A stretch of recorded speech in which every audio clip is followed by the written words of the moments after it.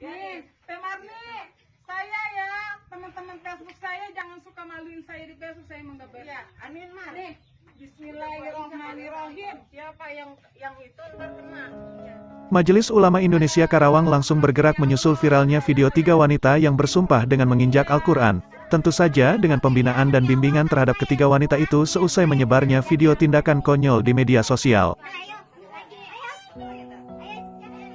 Setelah menerima informasi dari MUI Kecamatan, kami telah memberi kesimpulan, perbuatan itu karena ketidakpahaman dan kebodohan mereka, kata Ketua MUI Karawang, Tajudin, Jumat, tanggal 19 November tahun 2021.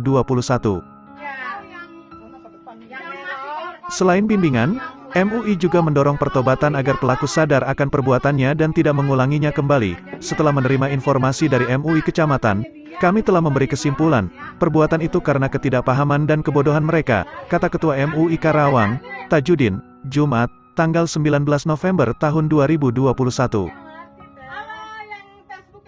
Menurut Tajudin, MUI Karawang kemudian memberikan bimbingan agar mereka bertobat dan tidak mengulangi perbuatannya. Mereka juga memohon ampun kepada Allah dengan dibimbing oleh pengurus MUI. Mereka juga meminta maaf kepada umat Islam.